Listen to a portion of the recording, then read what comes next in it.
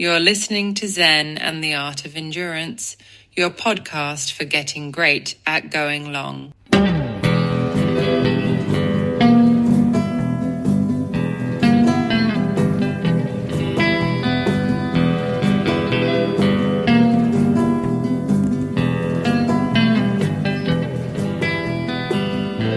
Well, hey there, all you endurance freaks and geeks, and welcome to another great episode of Zen and the Art of Endurance, the podcast where we go long and learn a lot about ourselves along the way. This show is really special. We have a great interview with pro cyclist Hannah Schell, and she just completed one of the greatest races in the world, the 7-day stage race, mountain bike racing across South Africa called Cape Epic. This thing is considered the holy grail of off-road racing, and it is brutal. And a very cool part of it is you have to have a teammate that you have to stay within 2 minutes of at all times. So we talk about what that race was like, how she got picked to go, what it's like racing in Africa. But we also talk about some stuff that's very important to women's racing, and also how she balances her job as a project manager while being a professional athlete. Specifically on the women's racing issues, as gravel racing has exploded, they are facing the same problem that we have in triathlon, with the men's field interfering with the women's race. We talk about nutrition, rest and recovery, and race strategy, and how to find that balance where your strengths complements your teammates' weaknesses and vice versa, because over 7 days, that's going to start happening. And specifically, we talk about, should there be different race days for the women's pro field, kind of like what's happened in Ironman World Championships, where they had the men's race on a different day than the women's race. But the problem is they had to have completely separate locations, which is not really going to work with gravel racing. But then another one that keeps coming up is, should the women's races be shorter than the men's race, but designed so it takes them about the same amount of time? And she's got some really interesting thoughts on it. And one thing I've got to say is I was so impressed by her professionalism and really well thought out answers to some of these very difficult questions. And just to be clear, this isn't the kind of podcast where we do gotcha questions and try to put people on the spot. It was part of just a natural conversation of what does she think that these races ought to do? Because there's a problem where women are drafting off of the men, and there's no room for course judges on a dirt road out in the middle of nowhere. So how do you keep this from influencing the race? And then also we talk about how she finds sponsors, keeps the sponsors happy, and her husband, who used to be a pro bike racer, actually has become an agent to get athletes sponsorships. So we talk about that and the best ways to make that work out for the athlete. And I should mention the video of this interview. First ever time we've published a video from ZenTry of an interview is up on YouTube. I'll put a link to it in the show notes, but also you should be able to find it if you just search for Zen and the Art of Endurance or ZenDurance and Hannah Schell. So there's that, which is just an amazing interview. I'm so excited to have her on. She was so great. And then after the interview, I've got a little bit of training log where I talk about how I attached Emily behind me on my bike.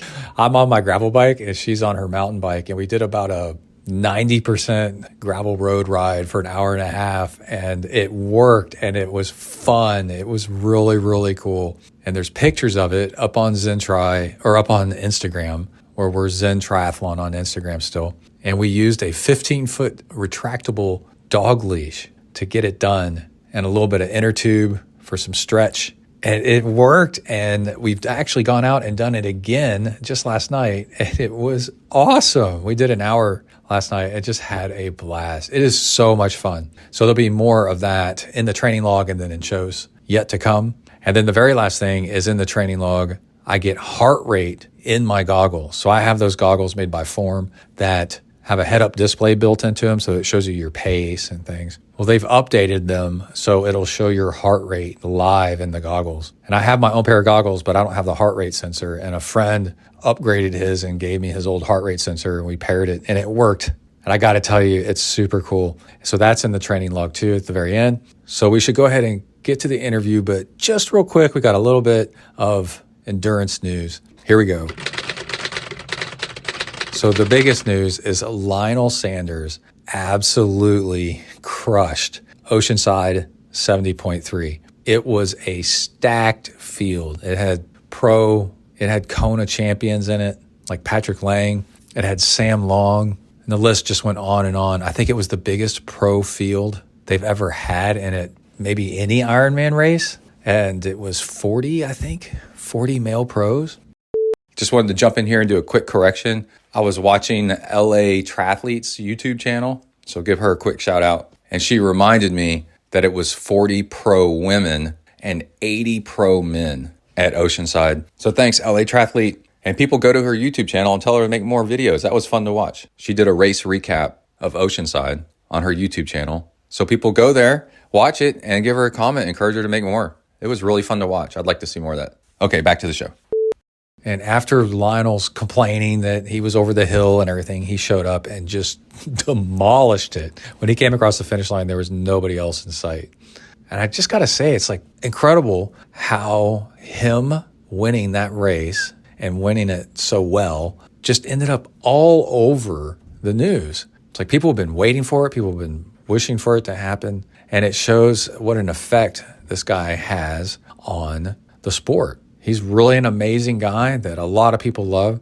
And when he does something, man, people want to find out more about it. That reminds me, on Instagram, you can find a photo of me and Lionel Sanders sitting in the same chair, one right after the other, when we were at Ironman Texas being interviewed on a radio show. And I posted it the photo side by side, because I dug up the video that this still shot is taken from to show Emily and Kai that I've actually met Lionel Sanders before, and we've been in the same room for an hour or so, all talking with each other. Other than that, I'm still waiting on the videos to come out of Dylan Johnson and the Lauf suspension fork that he put on the front of his gravel bike, because they did this in a wind tunnel, and they have the numbers of how aero this thing is. And the suspension fork was more aero than the regular straight fork. And the straight fork is bladed, it's not a round tube fork. So it's plenty fast on its own. So I'm very, very curious to see what are the numbers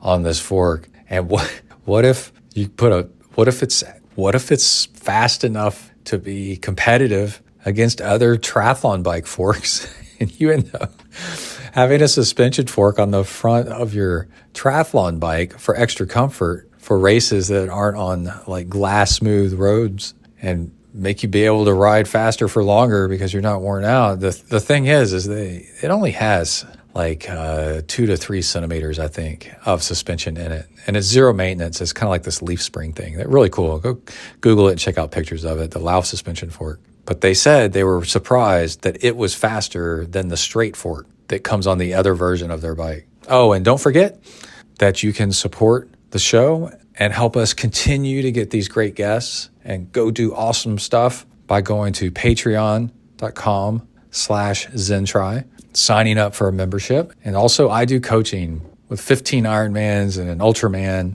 and a whole lot more under my belt. Been coaching for 15 years. We use Training Peaks, build you a custom plan. Find out more by sending me an email at texafornia@gmail.com with coaching in the subject line or somewhere in the body of the email. All right, that's enough of that. Let's hop on over to this awesome interview with one of cycling's most professional professionals, the amazing Hannah Shell. Here we go.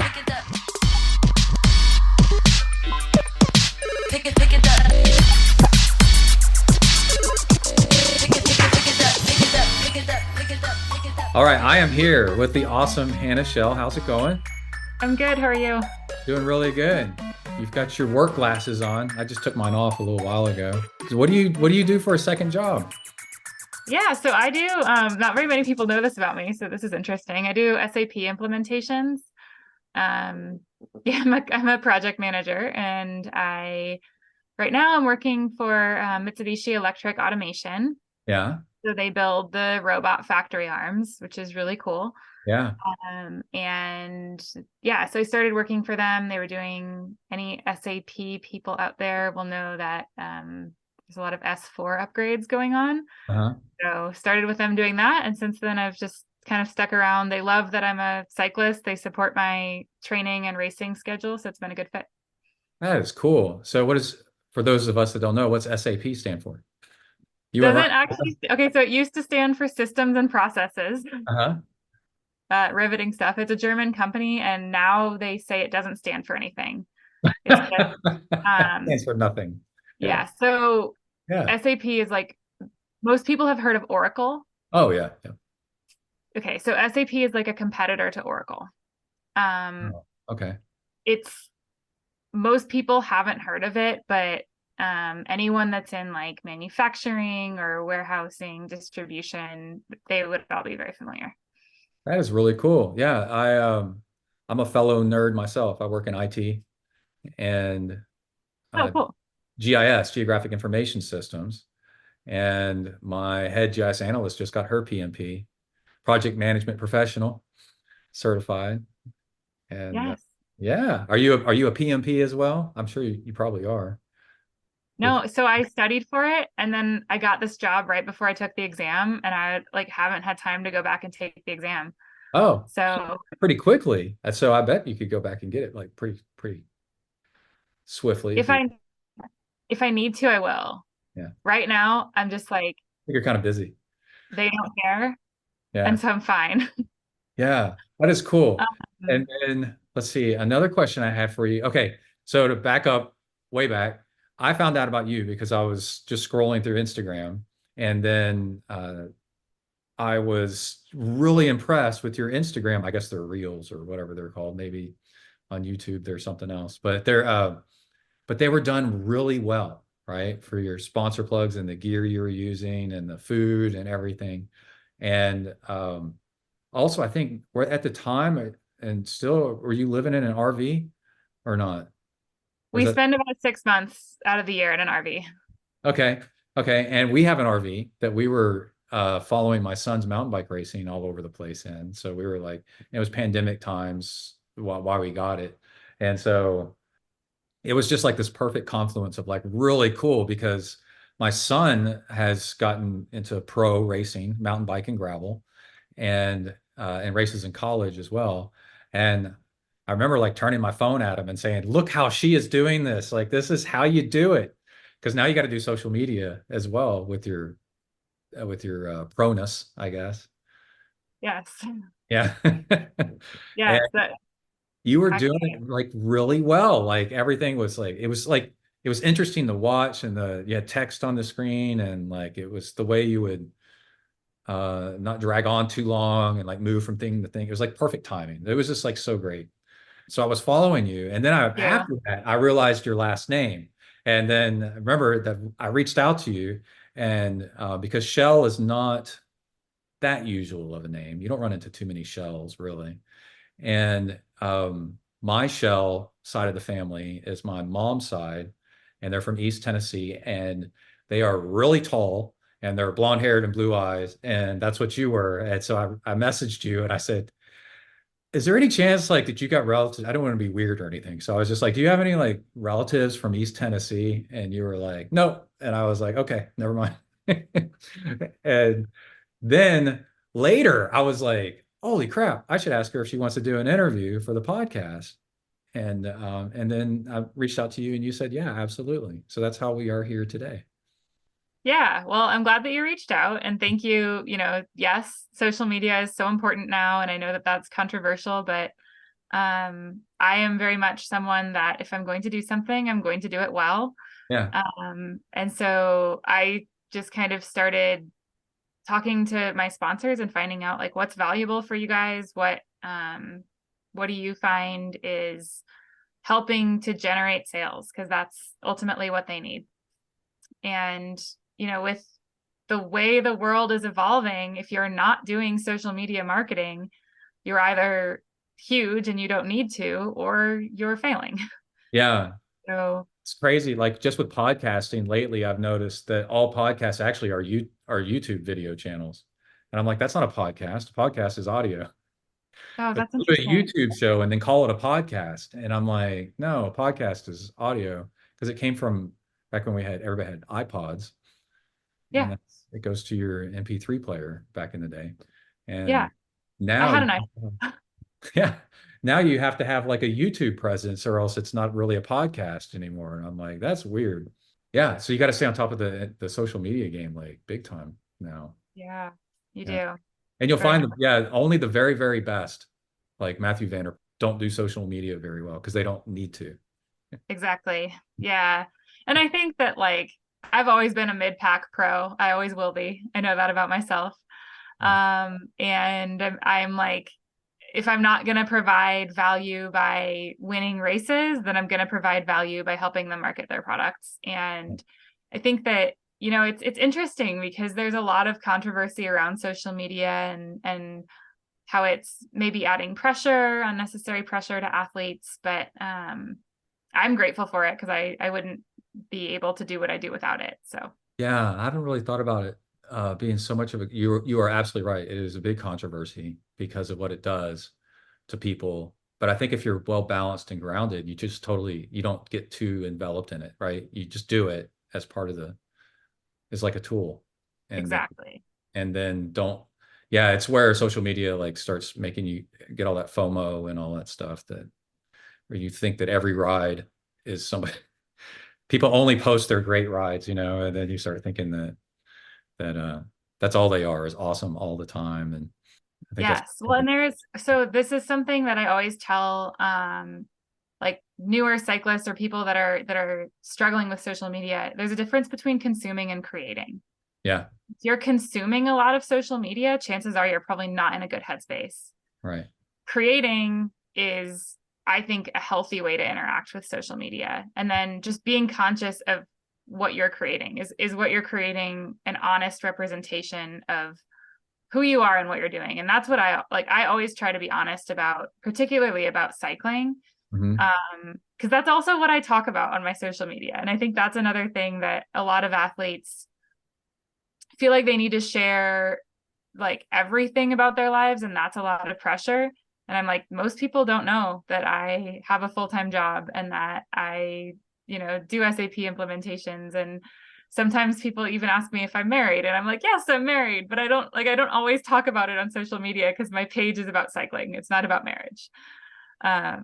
So I was going to ask, is your husband a pro cyclist as well, or is he just awesome? yeah. Well, he's awesome. I'm biased, but he was a pro cyclist Was a pro. and he retired. So this year he was driving, do you watch Supercross? The motorcycle racing? Yeah. Yeah. Well, I don't watch it, but I know of it. When it's on, I watch it. Yeah. I don't follow. So he for like the first part of the year he was driving for Justin Barsha, and he's kind of wrapped that up now.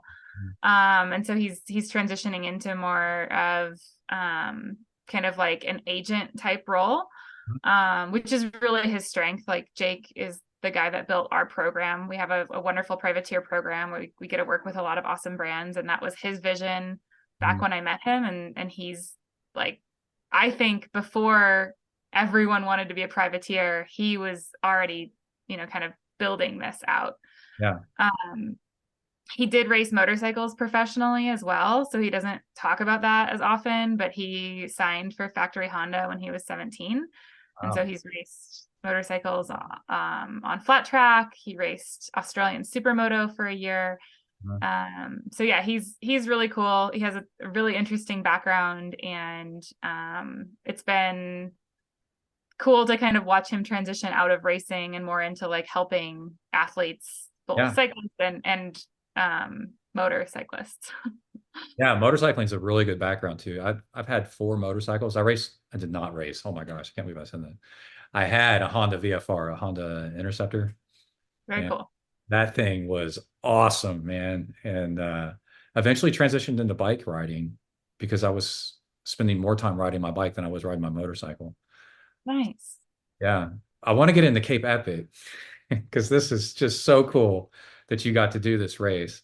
But also, yeah, you're killing it on the sponsorship. Like you were saying, working with somebody that knew how to do a privateer program and land all these sponsors. And you said something really important. People like just kind of guess what they want, what the sponsors want for them to say, but you actually like reach out to them and ask, is what I'm Yeah. gathering. And we get, we ask for feedback. Often we ask, like, we'll reach out and ask, like, hey, do you guys have any promotions coming up? Some sponsors are really good about just communicating it.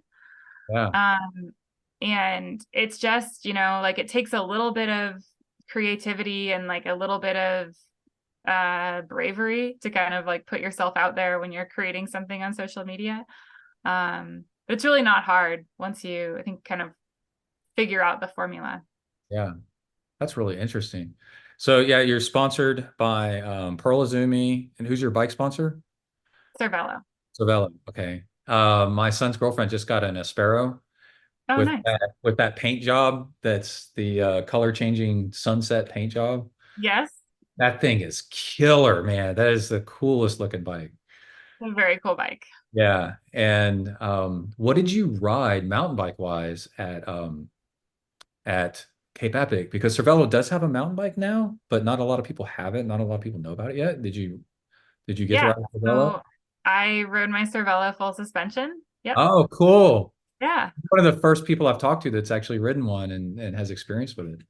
Yeah, so I'm very fortunate to have both the hardtail and the full suspension. Yeah. I was getting into mountain biking as Cervelo was adding mountain bikes to their product line, and so I like immediately I was like, I want mountain bikes this year.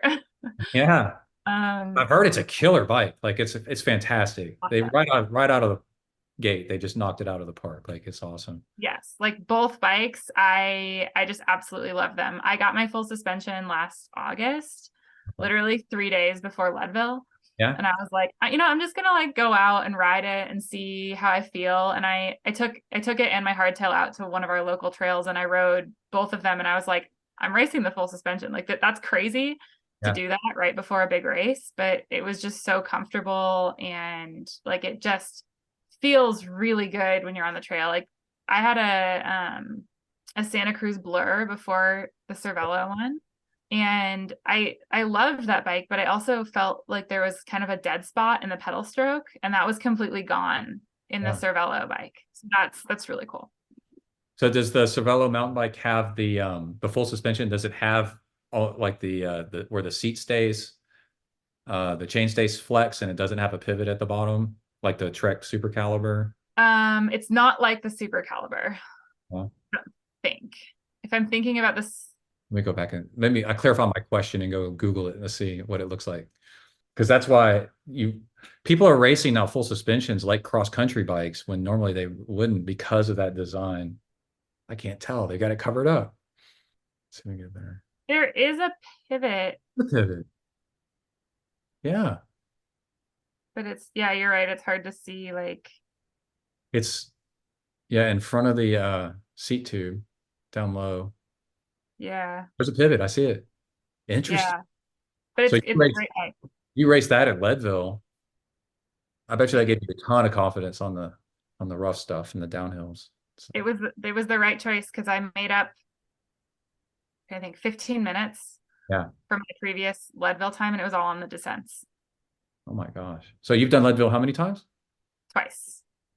That's crazy. Oh my gosh, I got to say something too. I was trying to look into your background so I would have good questions, okay? And I came across this video where you were doing an interview about Unbound. And your answer to this question like made me go like, "Oh my God, like this person is my kind of crazy." Okay? Because this is true. I mean, you trained for Unbound, is it 200 is the full distance? Yes. And then it was canceled because of the pandemic. Yes. And then you went and did it anyway on your own. Yes. That is crazy. That is so cool, right? That shows like so much determination and like you're doing the sport because you love the sport and you love like the challenge of it and what you find out about yourself, which is a big part of this show is like doing this long distance endurance stuff really challenges you and pushes you to be like a better person. And how did you, when you did it on your own, how did you get support? Did you try to imitate the support exactly like the race would be, or did you have somebody follow you in a car and give you stuff as you needed it, or how did you do it?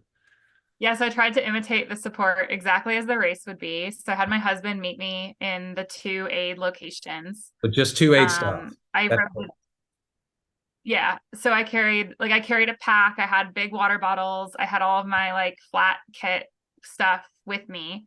I uh-huh. didn't have a full car. Um, but I did not start at 6 a.m. because if I get to set the start time, it's not 6 a.m. Right. And I did it in September. So I did start to run out of daylight. Uh-huh. And Right. so he did follow me for the last, I'm trying to think, the last probably 20 miles. Before Um, the light of the just so road. that I wasn't like out there with that. I had lights, but you know, um, yeah, because I wanted to like, I wasn't a gravel racer at the time. And so I wanted to simulate the conditions as best I could to get an idea of whether or not this was something that I could be good at. And that was kind of my, at the time, I rode the course in 12 hours and 28 minutes. And that would have put me like top 10 in the year that they raced that course. And I was like, oh, okay. Like I can be competitive at this. Yeah. Now it's so funny because just looking at the way that women's off-road racing has changed over the last 2 years. It's like, for me to get a top 10 is like a very good day. Yeah. So But you might. Well, are you going to be able to race it this summer, or do you have to do the lottery? And yeah, so fortunately, I do have an entry, so I'm racing the 200. Really excited about that. So I'm trying to race Unbound officially 5 times because this will actually be my 5th time yeah. doing it. The time that I did it by myself doesn't count. So No. yeah. Well, so a lot of people, longtime listeners to the show know this. When my very first Ironman, I trained for it, and my son, my first and only child, was due to be born in December, and the Ironman was in October, and he arrived 2.5 months early. And Oh, so wow. I couldn't do the, there was a whole lot more going. It's not that I couldn't do the Ironman. It was like that, the world just got turned upside down. He had to be in the children's hospital, NICU level 3, which is, where they're barely making it. And for 2 months, and that's down in Houston, and I live like hour and a half, 2 hours from Houston. And so my wife had to be down there. I had to maintain my job where I worked so that I had insurance to pay for all this. And I would go down on the weekends and see him, and I mean he ended up fine. He's in college and a pro racer now. So That's awesome. it's amazing the care that he got. But I turned around and went and did an Ironman on my own and did exactly like the race because That's I awesome. felt like I'd done all this training. And also, there's another thing as the dad, everything that Emily, my wife, went through and my son was going through and still going through, I felt like I was powerless. Like I got nothing. What do I do with myself? All I had to do was just sit there and make sure I didn't lose my job somehow and work and keep that insurance. And then everything else, my mom was helping, everybody was helping pitch in. And then I was just sitting there at work, just making sure because everything else was going on in Houston, like way far away. And so I was like, man, I'm going to do something to show how much I care and how much I want to do something. So I've done either 8 or 10 self-supported Ironmans. And every year I donate the money to March of Dimes, which is preemie children's care, so a foundation. Oh, So I love that. sometimes it'll be $500, sometimes it'll be $2,000, but then the money, and it costs like 800 something dollars to register for an Ironman.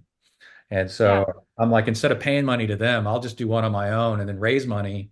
And then one year I raised money and sent a kid that needed a life-saving surgery in Ohio. His family was really poor, and here in town, it was somebody that I knew from work, and they needed money to go to Ohio to that heart clinic. The Cleveland Heart Clinic is really famous, and that's the only place where he could get surgery. So we raised money to get him the minivan, the whole family a minivan and hotel room to stay there for the surgery and then come all the way back.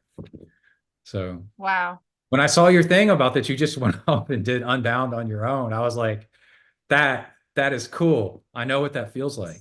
That's Like awesome. because of Yeah. the pandemic is like pulled it out from under you, right? They canceled it. Yeah. And then you were like, what do I do? Well, I still want to prove that I can do this thing. So Hmm. yeah. Yeah. How I was a coach for my son's mountain bike team, but just a level one. They go up to level three. So I was just kind of around. And but my son was doing NICA, the high school racing. And I got the opportunity to coach some girls that were getting into mountain biking.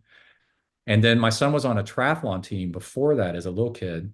And I was not a coach on that, but I saw them like triathlon is really welcoming the girls. And then mountain biking, there's not as many girls in the mountain biking. They're like trying to get girls. If you get more girls on your team, then your team gets more points, things like that. They're like, go recruit girls for mountain biking. And then I was always an advocate. If I bump into somebody that was like their daughter was not knowing what to do, what sport to do, or something like that, I'm like, you got to try mountain biking. It's so cool. And Hmm. it's an individual sport kind of, so you're not really relying on a team, and they're out in the woods, so that's like or on a meadow, and like it's not this like pressure cooker of who's cool and who's not. It's just everybody's cool because you're out there just mountain biking and stuff.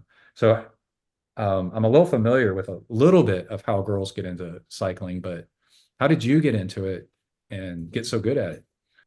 So I was a dancer in high school. And when I went to college, I was not dancing anymore. So I started running just to stay fit.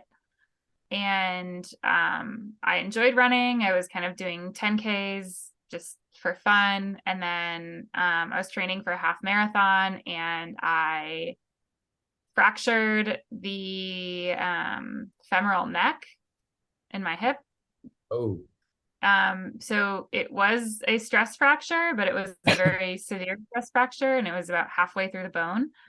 And then I tore the labrum in my hip at the same time. And I also found out that I had a torn labrum in my right hip. So what I found out basically is that my hips were like not built for running. yeah. And that, this happened my senior year of college. So running for 4 years had kind of wore them down. And I did have to have surgery on my left hip. And then at that point, my doctor was like, you just probably shouldn't run anymore. I was like, okay, well, I'm 22. So now what do I do? And my dad gave me one of his old road bikes Uh-huh. and just suggested that I try road biking. So I was living in St. Louis at the time. And I started biking to and from work. One of my coworkers was a triathlete, and she noticed that I was riding in and got really excited. And she was like, hey, you should try triathlon. And I was like, well, I can't run, so I can't do Just triathlon. go all in the triathlon. Listen, And she was like, oh, well, bypass cycling entirely and let's go into triathlon. Yeah. yeah. But so then, and then because she actually dabbled into criterium racing, which is like so cool. Yes. She was like, well, just come do bike races then. But I didn't even know that was a thing. So yeah, I did a bike race. I got third in my first race and I was stoked. And so I was just kind of What hooked bike from did there. you ride for your first race? My You, dad's old titanium road bike. yeah. Okay, cool. Dad power. Yeah, it had 9 speeds on it. So it's cool. Yeah. Did Yeah. it? Oh, it was titanium. That's pretty sweet. Yes. Yeah. So I went and watched my son's, he's a freshman at Texas State. And I watched his first road biking race. And it was his first road biking race. Although on triathlon, when he was a lot younger, that was road based. Yeah. But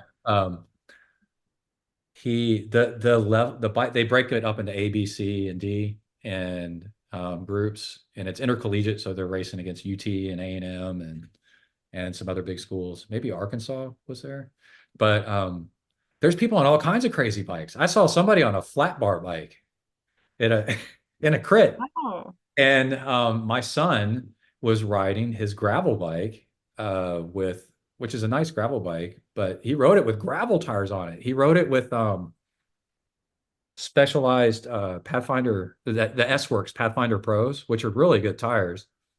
and he nearly won the B group. Wow. Then an older guy, because they let alumni race, a guy in his 40s, just lent my son his Cervelo R5 that's 10 years old, so it's mechanical, but SRAM red with uh, what else does it have on it? Well, I guess that's plenty. But it's rim brake, and I had some race wheels laying around, the carbon race wheels, and I'm like, dude, put those things on there. So now he's riding that. Love it. His next race next weekend, he's gonna That's do awesome. what he really liked was crit racing. Well, if he comes from a mountain biking background, that makes sense to me. Yeah, yeah. I just interviewed Chase Wark a couple weeks ago, Cool. and really interesting guy. And he bike raced in college and said that crit racing is what taught him his background in crit racing makes him feel comfortable getting to the front in a gravel race because of all the chaos. 100%. Yeah. Yes.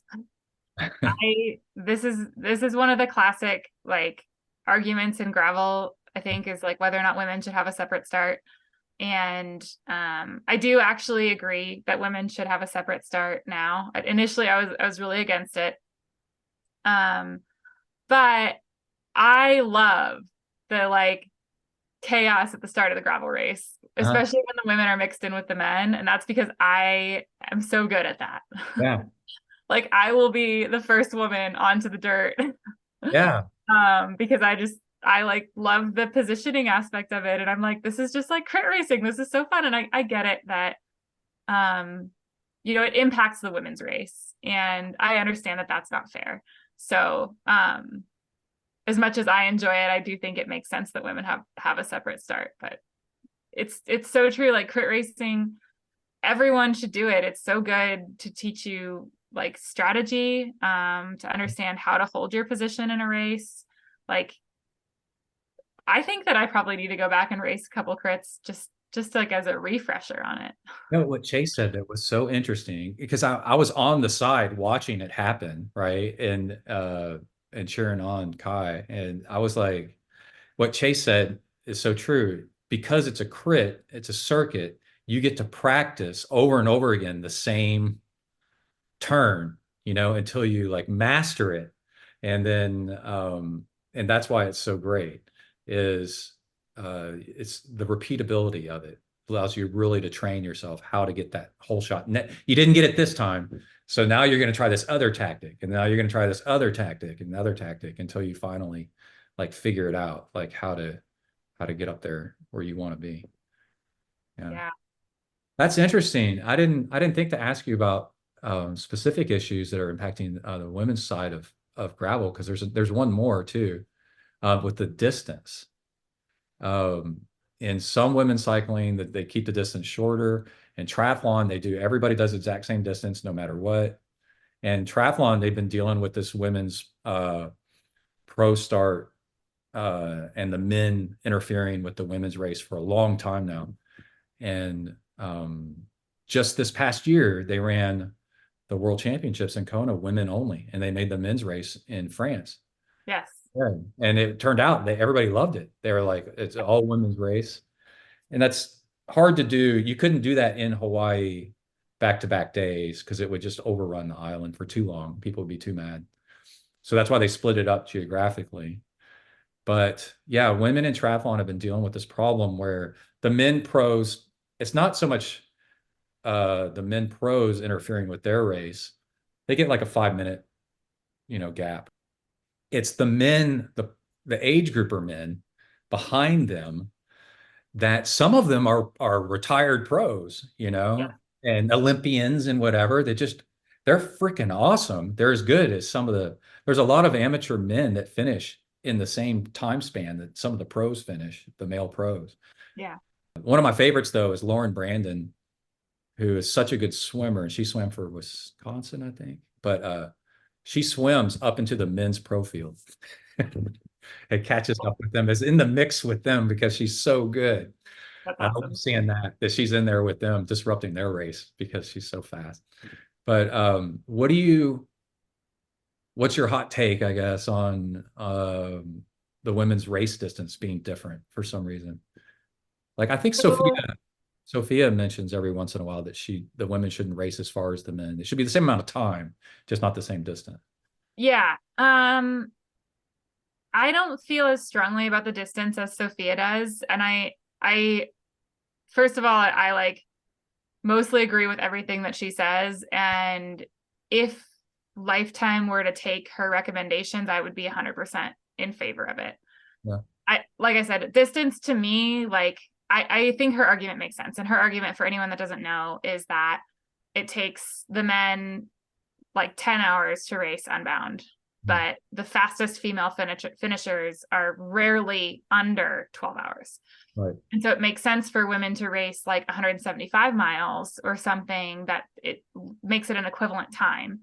Right. And then she also thinks the women's race should be on a separate day. So Hmm. similar to triathlon. And I fully agree with that. I think that, 10 years ago, no, it didn't make sense to do that because there weren't that many women doing this. But I bet there will be at least 100 women in the professional field at Unbound this year, if not more. And it makes sense for them to have their own race because, as you've pointed out, the pro men will have their start, the pro women will have their start, and then the age group men come behind. And so without anti-drafting rules, it's really hard for the men's race to not influence the women's race. Yeah. And people's careers are on the line. Hmm. Like you Sometimes have men are people. purposefully interfering with the women's race and helping out somebody. Yeah, sometimes the men think it's fun. They're Yeah. like, oh, They got a we're plan. impacting Sometimes the women's race.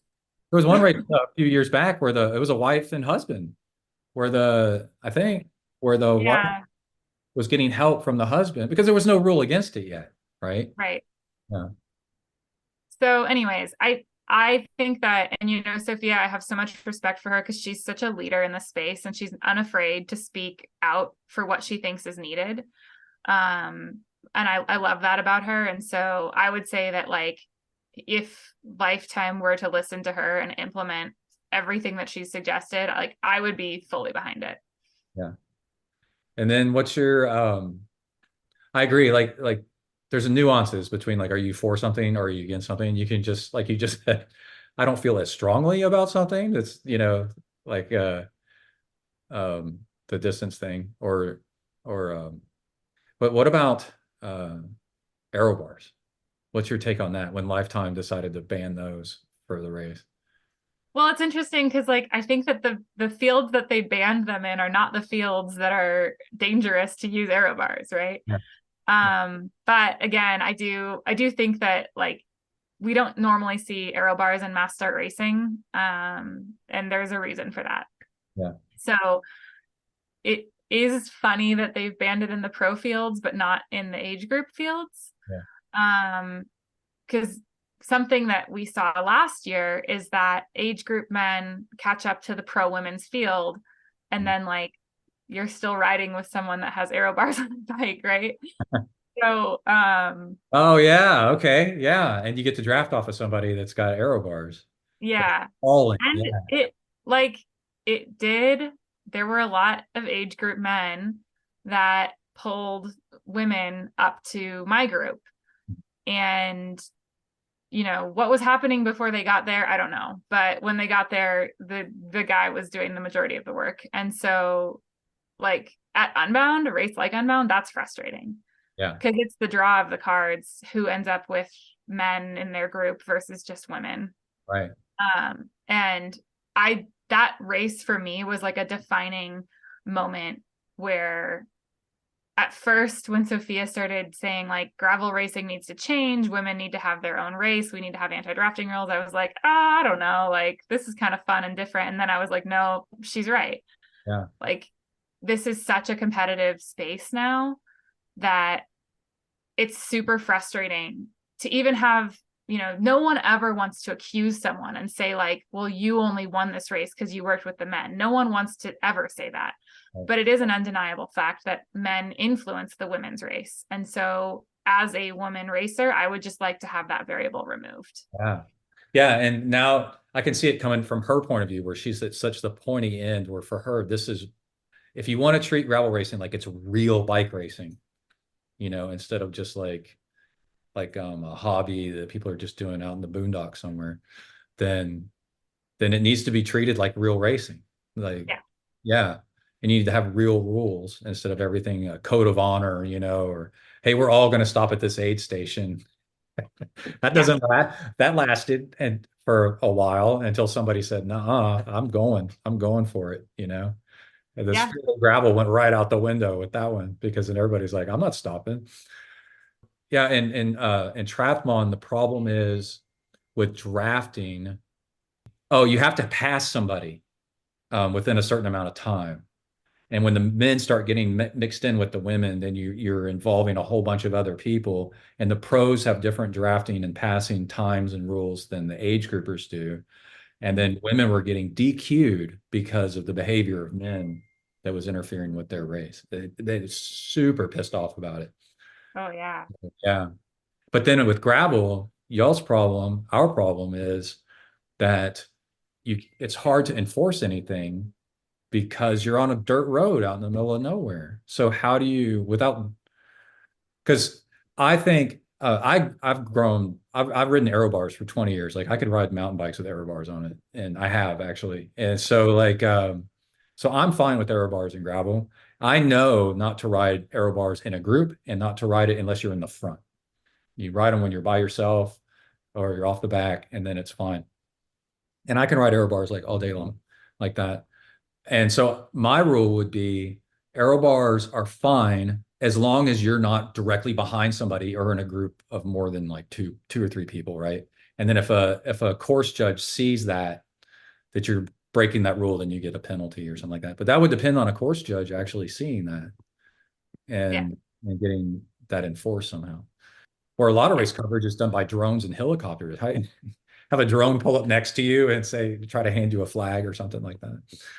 So, Well, it's interesting because that's been an argument against anti-drafting rules for uh, women is that how are we going to enforce that women can't draft off of men? yeah. But Cape Epic has anti-drafting rules in Yeah. their race. So how do they do it? Well, they do have, helicopters that they're covering the race with, which the big races in the US have that now. Um, they also have e-bikes in the race that are traveling with the leaders and are covering, pretty much the entire race. True. And then it's the honor system. And for us, we never ever saw a group of women drafting off of men. And I guess the kind of probably big argument here is that Cape Epic is mostly single track. So you're not really drafting that much anyways. Yeah. But where women and men intermixed was on descents when it's just hard to pass. Yeah. And then as soon as there was a safe spot, often the women will pull over and let the men by, and then they're careful to let enough of a gap form that they're not going to be accused of drafting. And so it was really interesting to me that an event like Cape Epic can comfortably say they have anti-drafting rules. Yeah.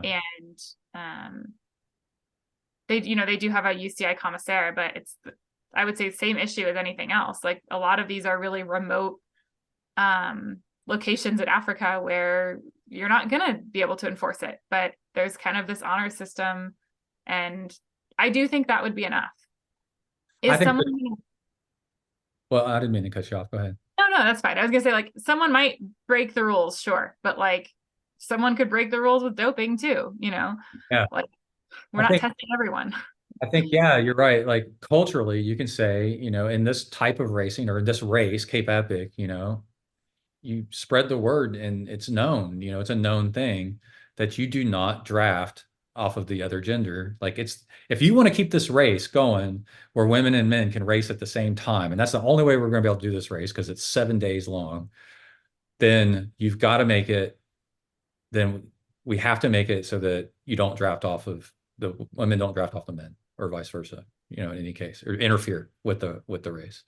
And then we'll be able to keep having this race, and then you spread that word and that's part of the culture and it's repeated a lot.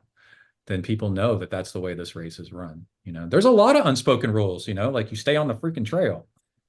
Well, So, and like, yeah, you know, 99% of athletes don't want to win by breaking the rules. right. It's not fair. Like, if I think if you give athletes a rule, they're going to follow it because that's like the foundation of sport, right? Yeah, that is the whole point. Yeah. Well, let's talk about Cape Epic because this is so cool. You, how did you find out that you were going to go to Cape Epic? Did you ask your sponsors, or did somebody approach you and say, "Hey, do you want to go to Cape Epic this year?" Yeah. So my teammate Starla, I was trying to think, she reached out to me in like August and she was like, "Hey, so I have an entry to Cape Epic." And I was like, And "What?" And she was like, "And I would love for you to be my teammate." She's like, "No pressure, because she's a better mountain biker than I am. She's a lot more confident with descending." And she basically told me that, like she didn't want to pressure me, but she really envisioned when she signed up for the event that we would do it together. And she hadn't mentioned it to me before because she didn't think she was going to get an entry. Like she signed up, she got on the wait list after the entries had closed and basically like told a compelling story to the race organizers. And, also because we're women and they're trying to get more women to the start line, yeah, they made an exception and let us in. And yeah, so I did have to make a few phone calls to sponsors because Cape Epic is an expensive race. yes, And it was good timing because we were talking about 2024 already. And I just asked, like Pearl Azumi was one of the first people I called and I was like, "Are you guys interested in this? Can you make an extra kit for me? Can you help me, get to the race?" And they were fully on board. yeah, And so from there, just gauging the interest of the rest of our sponsors, like not everyone was able to provide extra support, which is fine. But a lot of our sponsors like really got behind it. So that was yeah. great. I definitely remember if Pearl Azumi's watching or listening, you definitely promoted them really well because I remember them most of all your sponsors. So you did a good job. Oh, thank you. You did a good job with them. Like, did you do like a kit reveal like over time or something? Um, I did like a transition reel for Yeah. them. Yeah. Um, yeah, but I'm glad to hear you say that because Yeah. they are they our oldest sponsor? I think they might be our oldest sponsor, except for Shimano. We've worked with Shimano for the same amount of time also. Well, But yeah. your teammate got picked first to be in the race, and then she picked you. Yes. And then, like, what are some of the rules of Cape Epic? Like this, for people that don't know, it's a 7 day. Sometimes they call it 6 day, but the first day is a prologue, like a time trial, and Yeah. then and it's pretty short, but it's pretty brutal. And then the rest of the race is I don't know necessarily. You don't really travel across South Africa. It's all kind of located around like maybe the stuff. It's not Stellenbosch area. Stellenbosch area is like further to the north, isn't it? Well, this year was so it's like within, 2 hours, I would say, of the like race is clustered within 2 hours of each other. Okay. Okay. So we started in Somerset West, which is like a suburb of Cape Town. Yeah. And then we went up to Tulba, which is sort of like a rural mountain region that's about an hour and a half north of Somerset. And then we came back through Pearl, which is kind of like a bigger city, but not the size of Cape Town. And then through Stellenbosch was actually where we ended. Oh, okay. Yeah. Is this your first time to Africa? This is my second time to Africa. It's my first time racing in Africa. Okay. What'd you go to Africa for before? I studied abroad in Egypt in college. Oh, cool. Yeah. Yeah. I had a high school friend that was from Egypt. Oh, cool. Really interesting guy. It's so yeah, I went to a military school and we had people from all over the world. So Oh, very. like my world travel, not ever leaving Texas. What branch of military? It was Marine Military Academy down in South Texas. And Were you were you in the Marines? no, I was Marine ROTC and in the Corps at Texas A&M. And it was It's run by Marines. It is literally Marines went there and said it was as hard or harder than their own boot camp that they went to.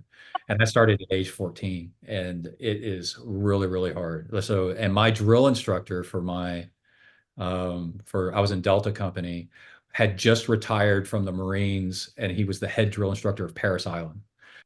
And he'd done 3 or 4 tours in Vietnam, and so like one time he was mad at us. They're always mad at you. And he said he'd killed more people than he'd seen all day. It was just terrifying. I'll never forget that. That is a lot. Probably it was late in the day, and I'm like, that guy's seen a lot of people all day, you know, and I was just like, oh my gosh. And so it was quite an adventure, but it really toughened me up. Like it made me pretty tough. And that's why I enjoy doing like endurance stuff today, because Yeah, they pushed you to do stuff that you didn't think was possible. And then right. after a while you realize, oh yeah, we can all do like way more than what we think we can. Yeah. Mhm. And by the time I got done with all that, I was not interested in being in the military. I think I had my dose of all that. But so then Cape Epic, you you got picked by your teammate, and then you like, how do you get your bikes there and such? So we flew with them. Uh, We have like mountain bike cases that yeah, we just fly with. We did have, I think we had 4 checked bags each and a carry-on. So starts getting expensive. Yeah. I don't know how the factory off-road teams do it. I Mhm. imagine that they probably do the same thing, like specialized. Um, but for our little like privateer family, it was a lot. Yeah, Yeah. that's crazy. Okay. I was going to ask you, like, what was harder, the terrain or the competition? I think that's kind of a good question. Oh, I mean the competition, I Yeah. think, because that the women's field was intense this year. Yeah. Like the top 5 teams are all Olympic level mountain bikers. Yeah. Um, and it was the biggest women's field in the history of the race, which is really cool. Like we're seeing that across the board this year. Yeah. So we finished 15th GC. Last year, there weren't even 15 teams. Oh, So wow. there were 19 teams this year. And yeah, we finished, 15th, which I think we had hoped to be a little higher than that. Mhm. But my teammate has MS. And Mhm. so for her, with the forecast and the heat, Yeah, the heat affects somebody with MS I really bad. think, yeah. And then like I really struggle with technical terrain. Like, well, I don't really struggle, but like it's not my strength. And so I think like with both of us kind of managing our different weaknesses, like we're really happy with where we landed, because Yeah. like we weren't last. Yeah. I grew up riding BMX, and still as an adult onset mountain biker, dude, that stuff is crazy difficult. And what they expect people, I'm like, how are you? My son's high school racing, I go pre-ride the course with him. And I'm like, how are you guys riding this stuff? This is insane. Like, it's so challenging. Yeah. And I think they just turn off their brain and just point their bike down it, and just go. And a lot of times it'll make it. That's what you have to do. Like I have this thing that I tell myself in my head where I'm like, say hello to the obstacle and then ignore it. Yeah. You acknowledge that it's there, but if you look at it, you will not ride it. Yeah. If you think about it, the wheels are really big. They're almost the size of wagon wheels now, right? Yes, And if you go straight, you'll go over it. It's overthinking it, slowing down, going side, turning in the middle of something.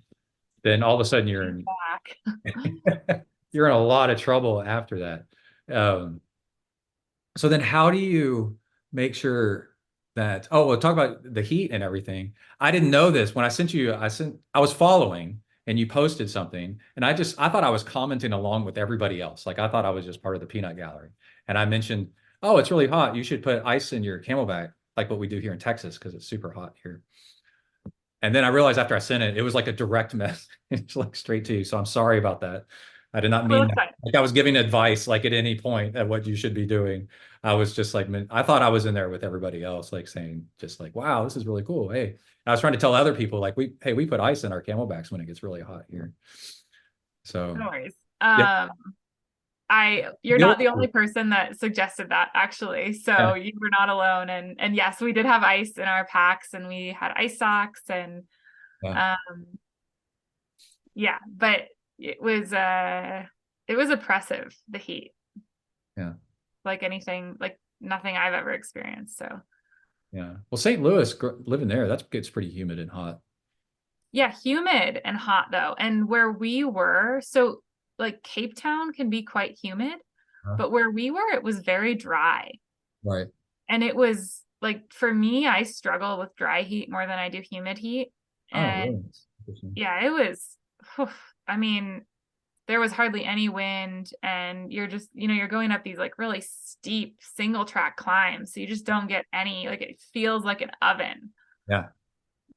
I'm sure you're familiar with it being in Texas. So. Yeah, I did the Cactus Cup in Phoenix 2 years in a Oh, row. nice. So that's That's a stage great race race. of a sort. Well, one day is epic. I mean, like it's freaking really long. It's a marathon mountain bike race. Yeah, I've raced it. Oh, you did? Yeah, cool. Yeah. Um, I was in the time trial right behind Jebka Bush. Oh, nice. And I realized I'm in deep trouble because they just slot people in, And I was like I'm like, I do not want to be in front and like be holding people up. And they're like, no, no, no, it's okay. Just go ahead. And then they were like, I was set to go. And then they said, oh, we have a celebrity here. Coming up next after this dude is Jeb Kabush, Olympian or something, whatever he is. Yeah. Yeah, and then I'm like, oh crap, man, like this is so bad. And like on the time trial. Yeah. And I was like, I pulled over in that time trial. I think I counted like 6 times to let people go. Yeah. Oh, crazy. Yeah, so you've done Cactus Cup. Wow, that's awesome. Yeah.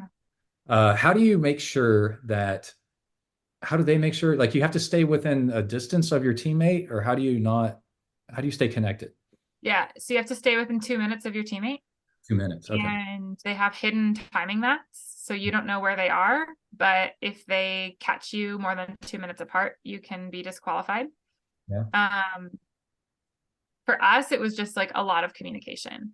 Yeah. And that was kind of the key to the race in general, was like communicating with each other, and particularly where that like you're stronger in a certain area and the like other person struggles. So like when we were going down technical descents, Starla would like, she would have to hold back to Right. make sure that I could stay on her wheel.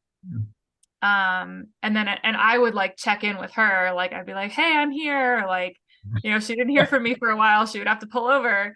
Yeah. And then like same thing when we were going up like climbs on hot days, like I would be checking in with her, like, hey, how are you doing, like what do you need, do we need to back off the pace, do you want to set the pace? So it's like On the climb, would you be in front of her or behind her? Because I could see like on the descent, yeah, you let her go first because she's faster, and then yeah, you'll catch up at the bottom. But on a climb, that's debatable. Like who would lead? You let her go so that you don't push her too hard, or do you lead to try to motivate her to keep up? yeah, so the way we did it was like at the start of the day, whoever was feeling better would lead. Uh-huh. And then once the heat kicked in, Starla would lead so that like she could dictate the pace according to what she could handle with the heat. Yeah, that's something in Boy Scouts. My son's Boy Scout troop, we taught him, we did high venture backpacking in New Mexico. And it's like you let the slowest kid lead, and then that way you don't leave somebody behind. And it's a safety thing and a smart thing. And then you're not Yeah. making somebody feel like they're holding everybody back. And just like for her, she's far from slow. She's Right. obviously like one of the best like professional athletes in a lot of different areas. She's been racing for 20 years. So she's Right. won the USA crits overall. Like she Oh, is wow. extremely accomplished. But yeah, like she knows that limit that she can take when it's hot. And so that's kind of like letting her govern that. And like there were times where I was like, hey, like I need to back it off. Because the heat was like, it was hard for me too, but like hard for her in a different way. Yeah. But yeah, and then like, and we tried me leading on the descents, but I think that when you're a bad descender, following a good descender is such a game changer. Weird. Like you see the lines, you get an idea of the pace, and like you have this thought in your head of like, okay, well, if she can take the corner at that speed, so can I. Yeah. And when you So see them disappear all of a sudden, you know that there's a drop coming. yeah. Yeah. Time to hold on. Yeah. Yeah, we have a mountain bike park here in Texas that's got actually ski lifts to the top of it. They built one here, and I go riding with some people on occasion, and it's funny how much faster you go when you actually follow somebody that knows the right way to ride it. And Seriously. Yeah. yeah, you're clueless if you're not really good. So then how did you do recovery every night? Because stage racing gets into that whole thing where half the race is recovery for day Yeah. after day. So what kind of tactics? So on the hot, like really hot days, we did have ice baths. Yeah. We had recovery shakes at the venue, and then we were pretty good about like getting out of there as fast as we could. And then we ate a lot of chicken and rice. The challenge of South Africa is that like Yeah. you like in the rural areas you can't drink the water, so you can't eat Yeah. any of the like uncooked vegetables. Right. Right. Very limiting, and yeah, so we ate a lot of chicken and rice. I like with stage racing, I try to have like for the first 4 hours after you finish, I take in 1 gram of carbs for every kilogram of body weight. So like for me, I'm trying to take in about 65 grams of carbs every hour. And I think Starla's is similar. Like she doesn't follow exactly the same protocol, but it's just a lot of carbs basically. Yeah. Yeah. Yeah. And And then try then to go to bed as soon as you can, or what'd you do with that? we got to bed. I think we probably got to bed around like 8:30 every night because we were waking Good. up at 4:45. And we did have like recovery boots. We didn't have a massage therapist. I know a lot of people have that. Again, we're like a privateer program, so we did like go without some of the things. So What level of housing did you have? Did you have like a tent, or some people had like nicer stuff than that? Like well, we had Airbnbs. Yeah.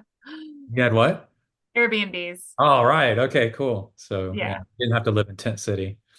Don't think we could have done like I so much respect for the people that do that because I don't know how.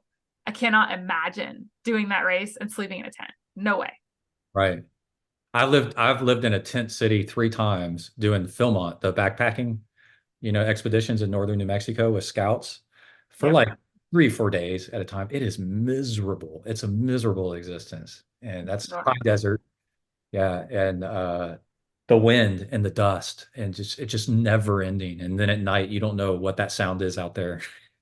Right. It could be anything, especially in Africa. Who knows? So what kind of did you see any crazy animals while you're out on the course, or is it pretty safe? We didn't really see animals on the course. We did see baboons Oh, like on the roadway when we were driving to and from the course. yeah, But yeah, no encounters while we were riding, which is good. that's good. Yeah. And what about food wise? Besides the safe food that you ate, what was like something that you ate that was unusual? Like, what was your favorite food that you ate while you were there? Did you eat anything local that was neat? Um, we were not adventurous because we were Yeah. trying so hard not to get sick for the race. Well, and even after it was over, you didn't have like a celebration meal of some sort? Um, I'm trying to think what I had. I had like a burger and a milkshake when the race was over. So that was not like South Africa specific.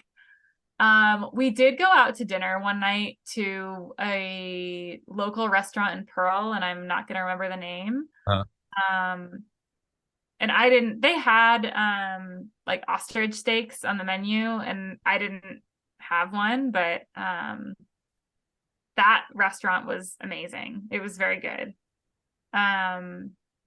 Did I have anything local to South Africa? This is a good question because I don't actually know if I did. while you're thinking, I'll tell you a story when I was in Jamaica on our honeymoon. And then I was at a buffet, and then this local guy was like, "You're eating that?" I was like, "Because I don't know what I'm just eating whatever." And then I'm like, yeah." And he's like, "Ah, that's like the not the state fish, the country fish of Jamaica or something like that." I'm like, "Oh, okay." And he's like, "Yeah, people usually don't eat that." I was like, uh, or like it, it's not very good. And I was like, "Oh, okay." So Good to know. yeah. Um, yeah, I don't know that we had anything like specific to South Africa. But when you were in Egypt, though, we can jump way back. Did you have something? I know I've got a friend that lives in Bahrain, and he keeps trying to get me to come there, and he says that it's going to be the best hummus I've ever had in my entire life. Yeah. Yeah. So when you were in Egypt, what was something that you ate there that was really cool? I have something in my throat suddenly, so I'm gonna try to talk, but excuse me. I have had this cough Mhm. since I got back from Cape Epic, and I think it's from all of the dust. Yeah. So that's been interesting. Okay, Egypt. We had this Egyptian street food called kosheri, Mhm. which is really good, and I can't remember everything that goes into it now, but it's like there's a pasta, there's like some beans, some like tomato sauce type thing.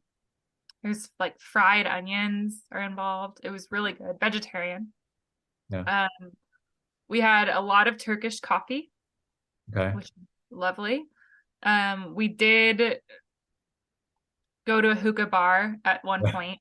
I feel like that's like everyone that goes to the Middle East has to do that. Oh, I guess Egypt's not the Middle East, but it's close enough. Very Um, close. where else? What else do we have? Did they do the thing? I've been to a Moroccan restaurant in San Diego, and they wash your hands before you eat.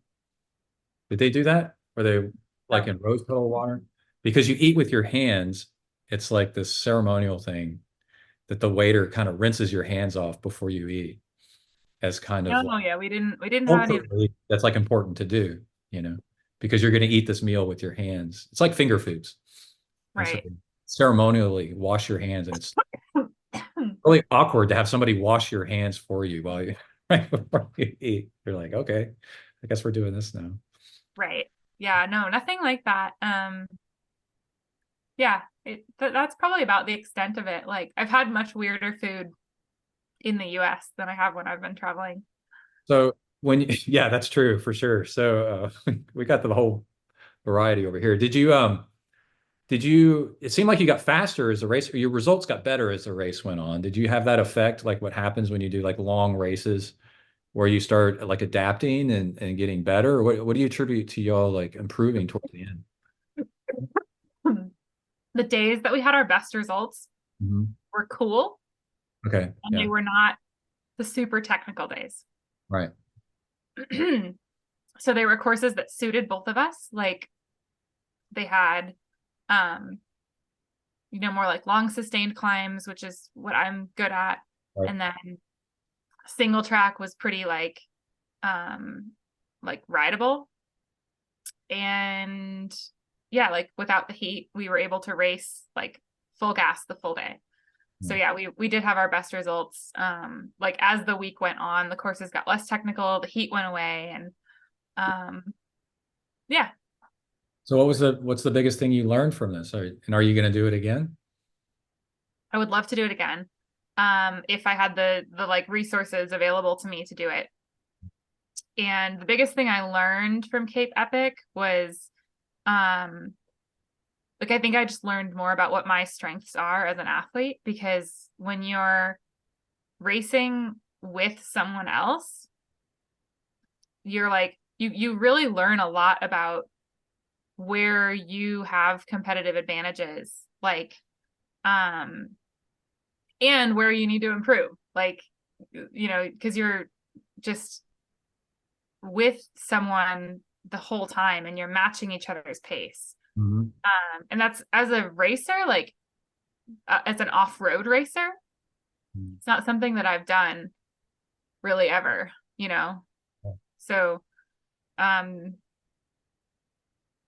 it was really interesting from that standpoint. And like we learned a lot about like riding as a team. Um, but I don't know how like those lessons they might not really apply because we won't ever race as a team. Well, we might, but we won't often race as a team. So yeah, in terms of like what I learned for my own racing, it was really about like what am I good at? Where do I need to improve? Yeah. And kind of like crit racing. I mean, you're doing it day after day after day. It really drives home like the lessons that are available out there because you're doing it again the very next day and the very next day. Yeah. For confirmation. You're like, yeah, that is true. She is a better technical descender than me. Yeah. Yeah. Yeah. Okay. So what are your races coming up this year? What do we have to look forward to? So Sea Otter is next. Uh, And then Belgian Waffle Ride, California. oh, really? My Yeah. friend lives on the course. Your friend what? My friend lives on the course. He literally Oh, lives cool. on the course, yeah, in San Diego. And I used to mountain bike around Lake Hodges and stuff. Yeah, it's a good course. Yeah. Um, Unbound, which we talked about. I'm doing the Rift in Iceland. And then Wait, say the Rift. So what's that? Rift, that's a gravel race in Iceland that is notoriously hard. Yeah. Like it's cold and you race over lava fields and there's a lot of water crossings. So I'm excited for that one. Yeah. It's gonna be really cool. And then Leadville's on my calendar again. Um, Kind of it's like a little bit hazier after that. So I will do like Big Sugar for sure for sure. Really? But Okay. Yeah. kind of keeping it a little bit open to figure out like I would like to add some more true mountain bike racing in. Mhm. So looking for opportunities to do that. Yeah, I guess to wrap it up, like why did you move from road race? Because you did road racing and were pretty successful at that, right? Yep. And what pulled you over to the dark side of dirt? Um, so we were like my husband and I were structuring this privateer program, Uh-huh. and dirt lends itself a lot better to privateer racing. 100%. We met when I was racing on DNA, and like DNA is a wonderful team. I think probably like in terms of the teams that you can race on in the US, they take such good care of their riders. Mhm. Um, but I like figured out about myself that with my like job, I'm working remotely, with my like relationship with my husband, Mhm. it was hard to be part of a team Right. and have something that like when I go to the race, I'm on the team. I'm not there to work or I'm like not there to spend time with my husband. Mhm. And so yeah, it was like we just loved the idea of being able to go to gravel races together. We dreamed about having a fifth wheel that we could take to these races, and we could go 2 weeks early and I could work remotely from the race course. And this would be like and the kind of final piece of the puzzle was, is it something that you enjoy? And I've always enjoyed long rides. Uh, um I'm someone that like I lean into, if you say something's hard, I'm going to be like, yes, I'm there. uh, So yeah, I think like it just fit really well with my personality and with what we were trying to do. yeah. When my son was starting to get really good, and we did our first gravel race together, and he beat me by like 2 hours. And I was a decent Ironman. Like I was pretty fast, and I was just like, oh my God, because there's a whole Wow. thing like, he grew up racing mountain bikes, and so he's naturally got the off-road skill set that I don't have. And then um, I was blown away by how good he was, and I I told him, I've watched pro racing and been a part of it. I was on a team and a triathlon team for a while, sponsored and everything, but we had to do certain races, like what you're saying. And when we're there, it's all about that. And I said, I think I'm noticing something with with gravel racing is the privateer program, like what you're talking about, is you can pick the races that you want to go do. And then with social media, you promote your sponsors and you're a privateer. but then you can, if you want to go do Leadville, if you can get in, go do Leadville, or you want to go do this race, or you do the races that inspire you to race or that are more convenient for you. And you're not beholden to a team to make you do something that you're not really, or make you race too much. There's a real danger with racing too much, to please your team. And you Mhm. can race, as little or as much as you want and go do the races you want to go do.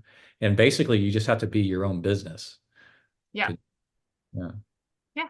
that's pretty Sorry, cool. my cat has decided that it's dinner time, so he just jumped up on my lap and started crying. Got these two back here. Yeah, I've seen them moving around a little bit. They're cute. They're behaving right now. If something happens out front, it's going to be, It'll you know, be chaos. chaos. Well, thank you so much. I had a lot of fun talking with you. Yeah, likewise. And what's your son's name, by the way? Kai Blankner, and he was one of the top racers in Texas for high school. Cool. There's always your like freak like guy that wins everything, and he was not that guy. So he's just really good. And then for what happened with him was I said I learned this early on. To get better at mountain biking, you need to do road miles, right? Uh-huh. To get in volume. You need volume and it's not very, the terrain where we live here in Central Texas isn't very it's not very hilly. So you just need volume. And so then you need to get out on the road. But he's like 14, 15 years old. And I'm like, I don't think I like you being out there on the road at 14, 15 to get in that volume. And then his friend got a gravel bike and then let him borrow it. And then I got on my mountain bike. I had a hardtail with a lockout front suspension, and then just rode with him. And it ended up being the most fun ride I think I've ever done. Because we're cutting through ditches and we're riding like a road route, right? And getting in the volume of road. We did like a 2 hour ride of road, but we were able to go on roads that you normally wouldn't be able to go on a road bike, you know, on 25 millimeter Yes. tires back then. And then as we got closer to home, yeah, we start cutting through like pipeline right of ways and like jumping off of curbs and trying to cut through a playground and like all this stuff that you could not do on a road bike, and cutting through yards and all kinds of stuff you're not Fun. supposed to do. And also the roads that are out in the countryside that were kind of sketchy, you could ride down them and then you could kind of slide out a little bit in the turns, which was kind of fun.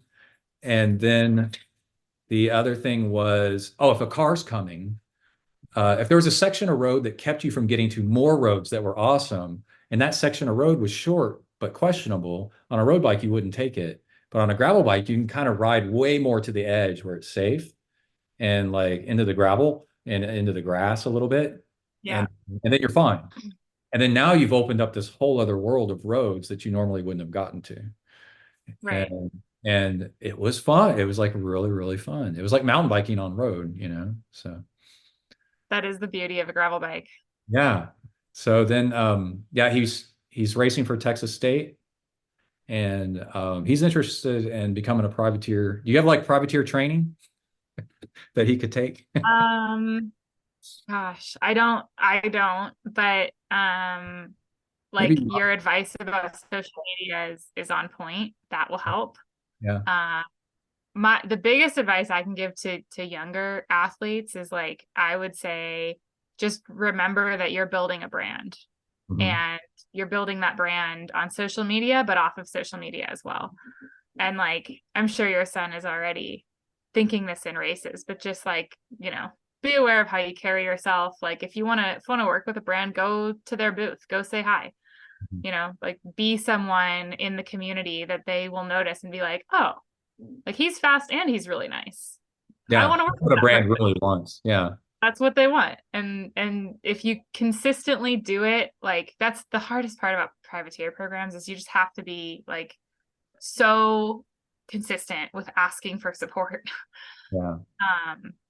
So just you're You're, gonna hear you're always on contract and you're always renewing your contract with everybody all the yeah. time. And we try as hard as we can to get 2-year contracts if we can, Uh, because it just takes so much. And like most brands now are like, yes, let's do 2-year contracts. if you could point out to them that it's a benefit to them as well, that Yes. they don't have to renegotiate. And 2 years is still pretty short, you know. So if you Yeah. don't perform, then it's only 2 years. So Yeah. yeah. But my husband works as an agent now, so that's that's another option. So what is it? Yeah, he's what does an agent do? He goes out and tries to find talent, or he does talent come to him, or Talent goes to him and he helps get sponsors, basically. oh, okay, interesting. So maybe Kai should reach out to him and see what's available out there. Yeah. Yeah, that's so cool. Well, I'm glad we talked about that. Yeah, he's Yeah. definitely his plate's full, right? And he doesn't feel he likes being part of a team. He's on Team Dirt Camp. Oh, Um, okay. Yeah. I know a couple guys on that team. yeah, Yeah. he's on Dirt Camp. And we've noticed with him, personality wise, he was on Texas Devo, big development team. And then he likes being part of a team. I don't think he's ready to be like totally a privateer just yet. He hasn't really, he still likes being part of a team because I Yeah. think he's at that age, he's 19. He's at that age where he likes having the support group of it, the illusion of a support group that's, like helping him out and stuff like that. Where I think at some point he's going to be like, man, if I want to keep growing, I need to be privateer and like do my own. So because sometimes the teams don't, they want you to go do a race. Like they wanted him to go do Puerto Rico and stuff. And he's like, I can't go to Puerto Rico. I've got school. I'm in college, and they're like, oh, okay. But if you're a I privateer, you can make that get it. decision on your own. That's why I left road racing, because it was just like it, and the stress, like, I mean, it's not the same with dirt really, but like the stress of like, am I going to make the roster? Yeah, Like road race. that a lot. In road racing, you're like, I want to plan my season, but I don't know if I'll be on the roster for Tulsa. So I won't find that out until the end of April. Right. So yeah, that's Everything's in limbo. Yeah. super stressful. Are the crashes are the crashes worse in road racing than in gravel? It appears like they are. I mean, my experience in crit racing, yes. Yeah. My worst crashes have been in crits, but I feel like there's an element of like, if you crash on the road, it's gonna be bad. Right? Yes. Like, whereas with mountain biking and gravel, like you can crash like 3 or 4 times in a race and you're like, you're fine. I've noticed that because I race too, with my son. Like we'll go do the same races and then he'll race open and I'll race like Cat 2 or something like that or Cat 3. And then I notice like I'll crash like all the time, you know? And then but I hardly ever crash on the road because I'll remember it if I do. It's life-changing sometimes if you crash on the road. You But on remember all your a crashes on the training road. ride, I'll crash twice, It'd be like, oh, just get back up again. That's like part of it. I guess you're going so much slower if you hit the ground, it's looser. So Yeah, hitting the ground at like 18 miles an hour versus 30 miles an hour is a big difference. yeah, and pavement versus gravel. Yeah, like the gravel gives. Yeah. I I think haven't top had those a crash, too. like, knock on wood, for a Yeah. long time. Well, I've taken up enough of your time. Thank you so much. And Yeah, thank you. It was great to finally get to connect, and hopefully I'll meet your son out at one of these races. yeah. Yeah. Oh, yeah, dude. Oh, he wants so bad. All those races you just named off, those are like his dream races. So Oh, we have a rattlesnake something here yeah, in Texas that's a yeah, qualifier for Leadville. nice. Came this close to qualifying. He missed it by just a hair. So Well, tell him to keep trying. yeah, I will. Okay, cool. Well, thank you so much. Talk to you All soon. right. Yeah, nice to meet you. Bye. All right. Thank you very much, Hannah Shell. That was a really great interview. And just as another example of what a big mover and shaker she is in the sport, I saw that she was just awarded the position of first to last coordinator at the Garmin Gravel Worlds. Now, that's the race in Nebraska. It's different than the UCI Worlds. And there's something, somebody corrected me one time. One of them has the word championship in it and one doesn't, or one's world championship and one's just worlds. I don't remember which one's which. But the gravel in North America is definitely different than the gravel in Europe. The scene and they're trying to make the terrain better in Europe, and it's definitely a North American sport at first. And being sponsored by Garmin, it's a pretty big deal. Let's Google this. Oh, this is interesting. According to Google, Garmin Gravel World celebrates first to last place and has pro categories and donation component. The first place finisher receives $1,500 and the remaining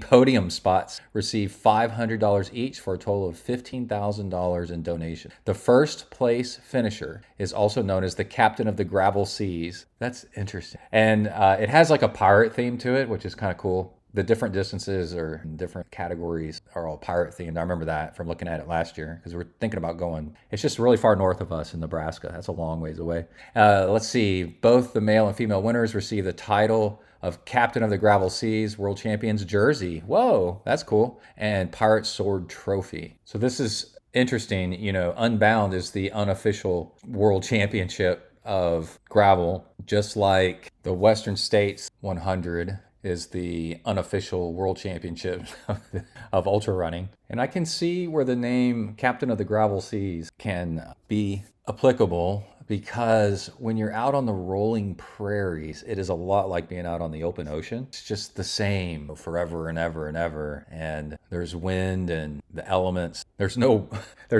fresh water to drink unless you bring it with you. And it's ocean or gravel in every direction that you look. That's pretty interesting. I like that. All right, let's go ahead and get started with the training log. I believe I start off with a little bit about recording heart rate with my goggles. And at the beginning of the training log, I got it to work, but it didn't show me live heart rate. And I had to do a firmware update on the goggles, which sounds so funny to say.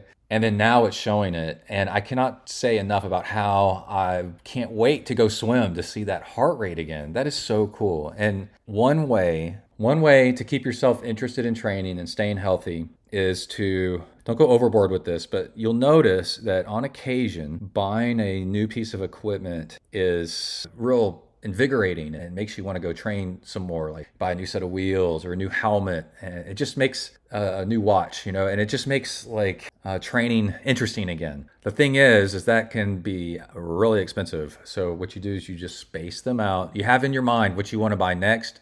And then you wait and until training's not really that fun anymore, maybe, and then go get that little thing, and then boom, all of a sudden you're so excited to go out the door and log some miles, some yards, or some meters. So I talk about that and a few other things in the training log. And also, I just got off the phone with Kai. He did his collegiate race in Wichita Falls, and an alumni gave him to borrow a Cervelo R5 rim brakes with SRAM red on it. And Kai did his last collegiate road race on a gravel bike. And he got all kinds of accolades from the team of how badass he was for doing time trial and everything. He put semi road slicks on the gravel bike, but it's just not that fast. And this thing is fast, and we have carbon wheels with, I think, 50 or 60 millimeter depth with bladed spokes. And he put those on there as well. And he went from being lapped on the crit, but toughing it out and not letting his ego get all worked up about it, because he was on a gravel bike last race about 3 weeks ago, and to this time keeping up with the lead pack, actually lapping other people. The bike makes a big difference, and it's got old tires on it. It's got GP 4000 in the rear, and they're probably 23s front and back, and Giant tires Giant brand that came with his old bike that he used to have. He had a Giant Propel that I wish he still had, but it's one size too small, so we ended up selling it years ago. Too bad, because it was an incredible bike. And I told him when those tires wear out, you put the widest tires that he can put on there for grip. And that would probably be Continental GP 5000s, and then with TPU inner tubes, which I do have sitting here ready for him. And just replace those as they wear out. I think this was his last collegiate race, and now it's just going to be road miles. But yeah, I just want to talk a little bit about the tech of the difference that faster wheels and bigger gearing and all that make on pavement. And those wheels were not expensive. We got them from China, I think, for $600 total about 8 years ago, and they hardly have any miles on them. And we have a really high spoke count on them, but they're bladed, because I don't know if I trust that carbon.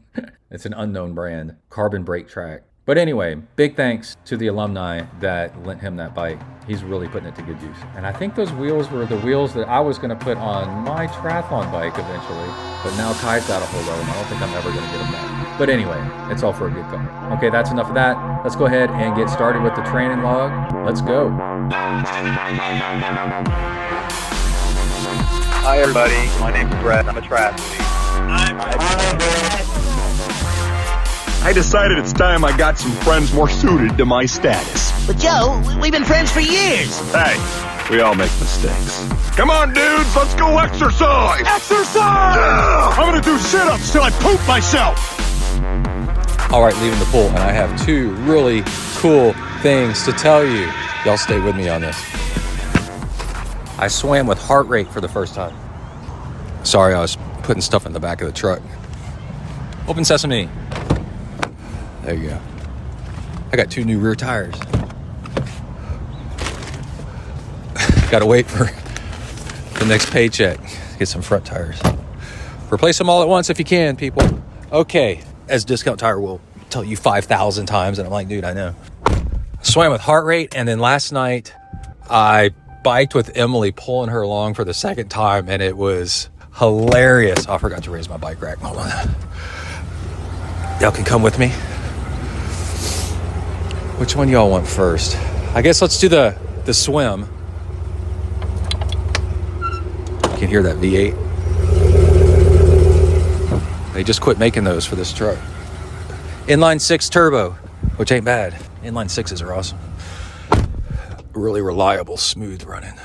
Okay, my buddy that has an alliance with Form Swim, he's a tester, but he got a pair of the new goggles that have the heart rate built in, and I coached him for a little bit, and he won, and he's my friend now, and he wanted me to try the heart rate on the older style Form Swim goggles. And the older style Form Swim goggles have a Polar brand tiny little disc. You know, it's smaller than a Coke bottle top and definitely flatter. It's this flat little disc. It's like this, about the size of a nickel, like 3 nickels stacked up on top of each other. That's about it. And it's a green laser up, and you put it on the strap of your goggles real close to the goggle. And so it's reading it from your temple. And then you have to pair it, but it's so close to the goggles that I think that it doesn't need much. Bluetooth does actually work underwater for like 6 inches. People don't know that.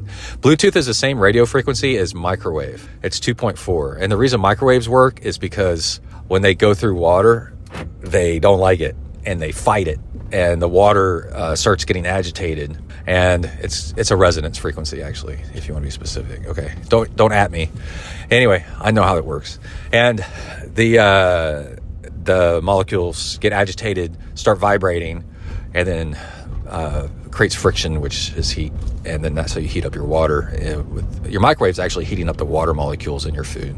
If you try to microwave totally dry food, it doesn't do that much. Anyway, so, boy, I went off on a tangent.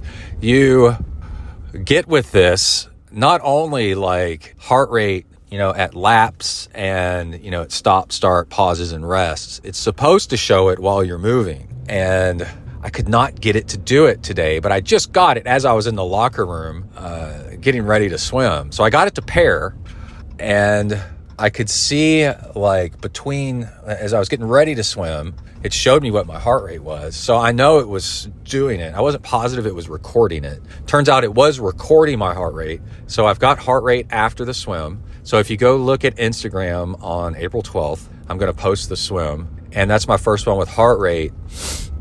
And I swam about 4,000 yards in an hour, average heart rate of 123. On Strava, it combines your heart rate with your rests. So it's an artificially low heart rate or something. I don't know. But the Form Swim app, it shows it on Strava too. And what it does is it overlays a heart rate line over your graph, over your swim graph of your speed and distance. It's really cool how they decided how to portray it. Hold on, I need to put on some hair gel. I'm going to work. I gotta look good. I'm at a red light. It's cool. But anyway, I've done like 20 years of, you know, running and biking with heart rate and power and stuff. So what was really interesting is even though it wasn't showing heart rate, I was kind of pretending like it was showing heart rate and imagining and just knowing that I was being watched for heart rate allowed me it changed my behavior a little bit, but it allowed me to think about like, what's the consequences of this? So, it made me feel a whole lot more calm that I could be swimming by, again, this is all I could be, and it should have been working. But I could be swimming a whole lot more calmly, knowing that my heart rate is going to show me how much I'm struggling and if I'm going too hard or not, right? It is so hard to tell with just pace if you're going too hard or not. And to be able to swim by heart rate, then you can swim by effort and time. And that's really what your body responds to, is effort and time. And it made me just think endlessly about, once I get the heart rate showing live, that I can zone out, because I was zoning out. On my third set of 5, I realized I had completely lost myself in thought and was not swimming by anything except just kind of effort, because I was imagining I was swimming the heart rate and how hard would I actually go if I was swimming the heart rate and trying to keep it in zone 2, right? And I've done so much of that I can do it pretty good without a heart rate monitor.